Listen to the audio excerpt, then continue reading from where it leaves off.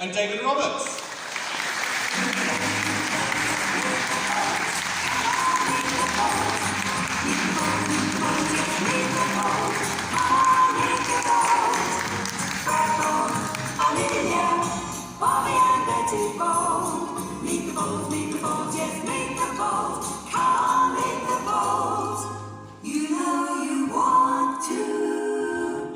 Well, I hope you want to.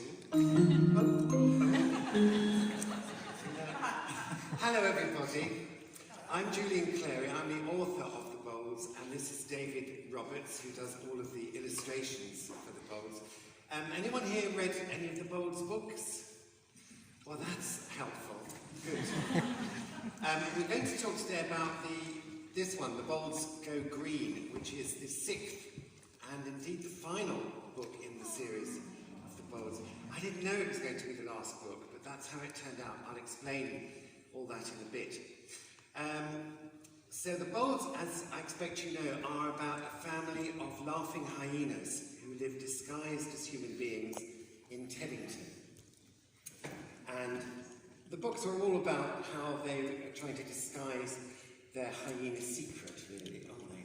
That's been found. I wanted to write about hyenas because I wanted them to be funny.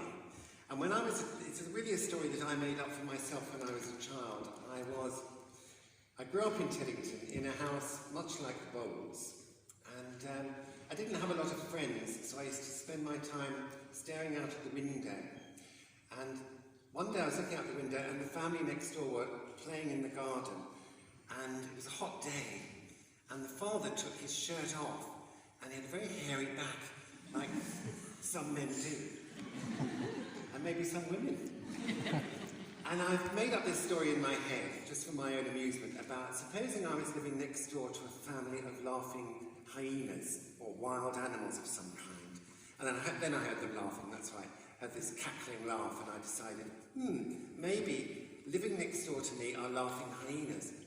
And I've always thought that animals are much cleverer than human beings give them credit for. If you think about all the clever things that animals can do.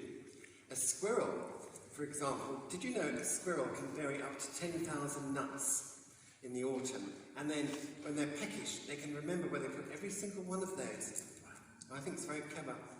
And cats can do some very clever things. Look at that.